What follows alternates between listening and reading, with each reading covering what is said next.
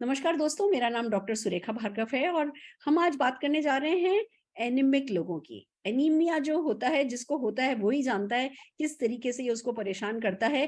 पर हमारे साथ इसी बीमारी पे बात करने के लिए और कैसे हम आपकी मदद कर सकते हैं, ये आपको बताने के लिए जुड़े हैं आयुर्वेदाचार्य doctor Ranveer. Doctor Ranveer, over to you.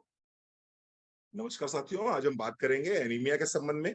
Anaemia एक ऐसी स्थिति या ऐसा रोग है जिसमें व्यक्ति के शरीर में आरबीसीज की संख्या कम हो जाती है, जिसकी वजह से टिश्यूज तक पर्याप्त मात्रा में ऑक्सीजन नहीं पहुंच पाती है और व्यक्ति कमजोर और थका हुआ अपने आप को महसूस करता है।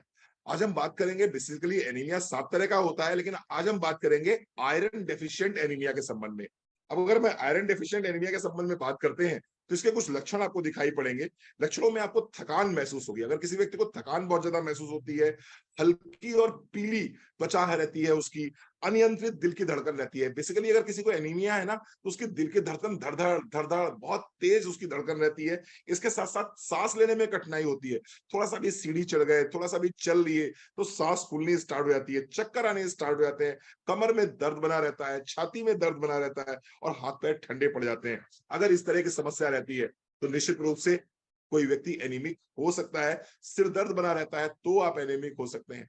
मैं आज बात करूं तो हिंदुस्तान में लगभग 60 से 70% फीमेल्स एनीमिक हैं। मैं बात ये बहुत गंभीरता से कह रहा हूं, पूरे होशो-हवास में कह रहा हूं। 60 से 70% फीमेल्स एनीमिक हैं। ये अलग बात है कि उनको पता नहीं चलता।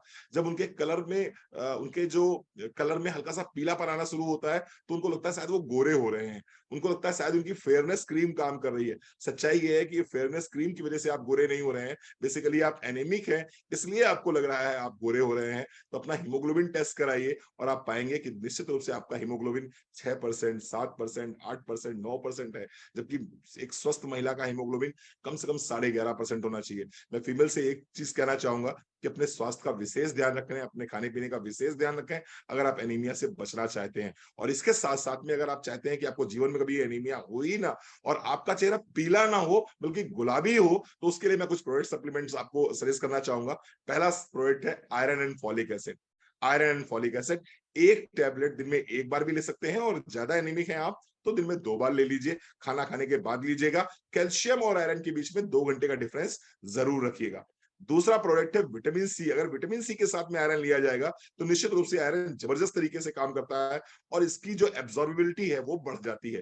तो तीसरा प्रोडक्ट है protein crust. Protein crust of course बहुत बढ़िया काम करता है एनीमिया में। सारे के सारे विटामिन मिल जाते हैं, इसके अंदर आपको प्रोटीन मिल जाता है पर्याप्त मात्रा में। तो protein crust, iron, folic acid, vitamin C, इन 3 प्रोडक्ट्स का कॉम्बिनेशन अपने लाइफ में जरूर आप लेके आइए और आप देखेंगे आपका हीमोग्लोबिन 11.5%, 12%, 13% पहुंचने में देर नहीं लगेगी। एक महीने में मैंने देखा है कि 6% वालों का हीमोग्लोबिन 10% हुआ है। थैंक यू दीदी।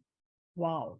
एक-एक महीने में, अमेजिंग! इतना छोटा-सा इलाज है, पर इतना इग्नोर्ड ये टॉपिक है। हमें पता होता है हमारा 10 चल रहा है, 9 चल रहा है, 11 चल रहा है, कोई बात नहीं, क्या फ़र्क पड़ता है, पर वो बाद में फ़र्क पड़ता है। ब्लड ही है जो शरीर में ऑक्सीजन पहुँचाता है सब जगह और ऑक्सीजन ही है जो हमें हेल्दी रखती है और अगर ब्लड ही कम होगा, तो कैसे काम चलेगा? तो हम सबको अपना हीमोग्लोबिन ठीक रखना है और उसके लिए जो डॉक्टर रणवीर ने प्रोडक्ट सजेस्ट किए हैं, हमें वो फूड सप्लीमेंट काम में लेने हैं। और हमारे साथ प्रीति जी जुड़ी हैं जो बताएंगी कि उनको कैसे फायदा हुआ। Preeti ji, over to you. Thank you so very much ma'am. Good morning friends, मेरा नाम प्रीति है और बात कहूँ एनीमिया की तो मुझे पता ही नहीं था। जैसा सर ने बताया कि पता नहीं होता है, मुझे नहीं पता था। मुझे ठंड बहुत ज्यादा लगती थी, सर में दर्द और जैसे बताया कि हार्ट बीट बहुत ज्यादा तेज हो जाती थी, कहीं भी कुछ भी थोड़ा भी चल लेती थी। हाथ पैर बहुत ठंडे रहते थे, पूरी पूरा रात रजाई ओढ़ने के बाद भी मेरा जो हाथ पैर थे वो एकदम एकदम ठंडे होते थे बर्फ की तरह। तो ऐसे में मुझे मौका मिला एक सेमिनार में रणवीर सर से मिलने का और मैंने पर्सनली उनसे पूछा था इस बारे में। थैंक्स करना चाहूंगी Ranveer sir and Modi care को कि मुझे उन्होंने बताया आयरन और फोलिक एसिड प्रीति जी आप लीजिए। विटामिन सी मैंने उस बीच में लेना शुरू किया फ्रेंड्स, और सबसे बड़ी बात प्रोटीन लेना शुरू किया।